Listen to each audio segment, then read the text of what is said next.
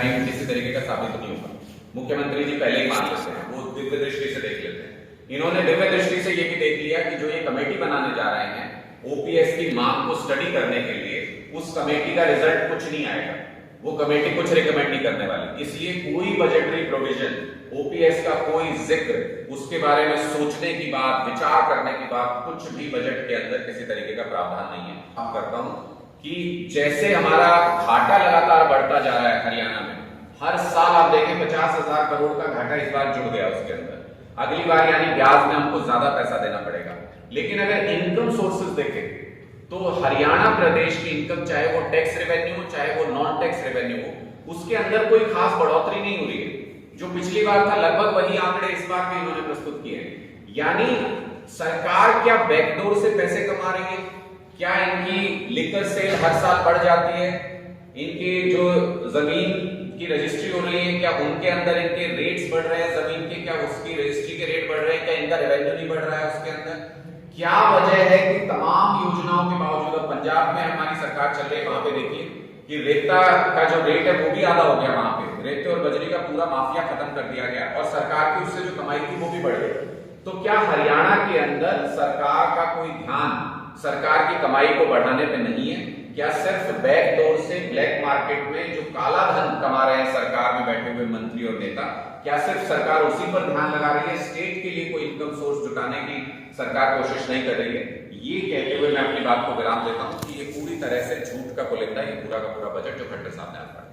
अच्छा डंडा साहब, अजय सिंह चौटाला ये कह रहे हैं कि ये बजट पूरी तरह से आम आदमी को देखकर बनाया गया है, विपक्ष तो जनता को भड़काने का काम करता है, आप लोग राजनीति कर रहे हैं। देखिए मैं तो कह ही रहा हूँ, अजय चौटाला जी को मैं नहीं कहना चाहता कि वो जेल जाके वापस आए हैं, उनको नैतिक अधिकार नहीं है कि वो अब लोगों के बारे में बात करें। लोगों के साथ चीटिंग की, हरियाणा प्रदेश के साथ चीटिंग की, हरियाणा प्रदेश के लोगों के साथ दगा किया, उनके वोट के साथ गद्दारी की, इसलिए उनको जेल भेजा गया था। अब वापस आके वो राजनीतिक ज्ञान और नैतिक ज्ञान अगर हरियाणा प्रदेश के लोगों को देंगे तो मुझे नहीं लगता कोई उनसे ये स्वीकार करेगा। लेकिन फिर भी एक पॉलिटिकल पार्टी का एक बयान होने के नाते मैं इस पे जवाब जरूर दूंगा, और मैं ये जवाब दूंगा कि उनको सबसे पहला अपना वादा, जिसके दम पे वो आए थे 10 सीटें लेके उनकी पार्टी आई थी, उनको सबसे पहला अपना वादा याद करना चाहिए कि 5,000 रुपए की पेंशन दिलाएंगे।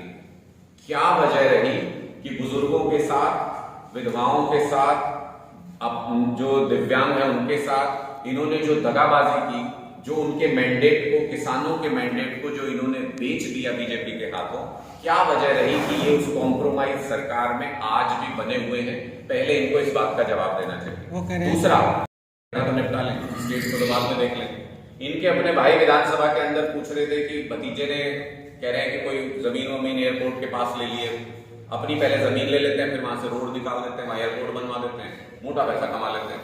ठेके दिन में भी खुल रहे हैं, रात में भी खुल रहे हैं। मैं हमेशा बोलता हूँ अजय जी दिखते नहीं है क्या? अजय जी जब सड़क पे घूमते हैं, अजय चौटाला जी, तो देखते नहीं है क्या वो कि रात को भी ठेके खुले हुए हैं? किस नियम के तहत खुलते हैं बताना चाहिए उनको, वो कमाई कहाँ जाती है वो भी बताना चाहिए उनको। तो ये तो दोनों हाथों से पैसा समेट रहे, इनको ना हरियाणा नजर आता ना हरियाणा की जनता नजर आती।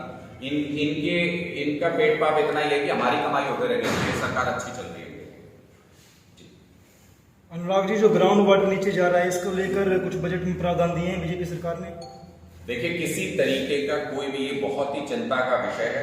और दिल्ली में अगर आप देखें, आम आदमी पार्टी की सरकार दिल्ली में ग्राउंड वाटर को रिवाइव करने के लिए जगह जगह पर पानी को स्टोर करके झीलें बना रही है बड़ी बड़ी, ताकि ग्राउंड वाटर को रिवाइव किया जा सके। लेकिन ना तो फ्लड वाटर को कंटेन करने का हरियाणा के पास कोई प्लान है, और ना ही हरियाणा के अंदर ही अगर आप देखें तो 1/3 हरियाणा ऐसा है जहां पे पानी चौवा ऊपर आ गया है, जहां पे किसानों की जो जमीनें हैं वो डूबी पड़ी है, वो अपनी फसल नहीं लगा सकते वहां पे। और 1/3 हरियाणा ऐसा है जहां पानी की लगातार कमी रहती है।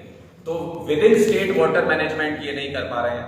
ग्राउंड वाटर लगातार नीचे जा रहा है, उसको नीचे जाने से नहीं रोक पा रहे हैं। पोल्यूशन के लेवल पे कोई योजना नहीं ला पा रहे हैं, उसको ठीक नहीं कर पा रहे हैं। तो मुझे लगता है ये बहुत बड़ा लूपहोल इस बजट के अंदर है, और ये फ्यूचर लुकिंग बजट नजर नहीं आता है। जब आप 800 मेगावाट का एक थर्मल प्लांट बनाने की बात तो करते हैं, लेकिन जो नए आयाम है जिसमें सोलर पावर जनरेट की जा सकती है, बड़े बड़े सोलर स्टेशंस लगाए जा सकते हैं, उसकी जगह पे आप सिर्फ सोलर पंप लगाने की बात करते हैं, जो किसी प्राइवेट कंपनी को आप ठेका दे देंगे, किसान को उसका मोल चुकाना पड़ेगा और प्राइवेट कंपनी के बारे न्यारे होंगे।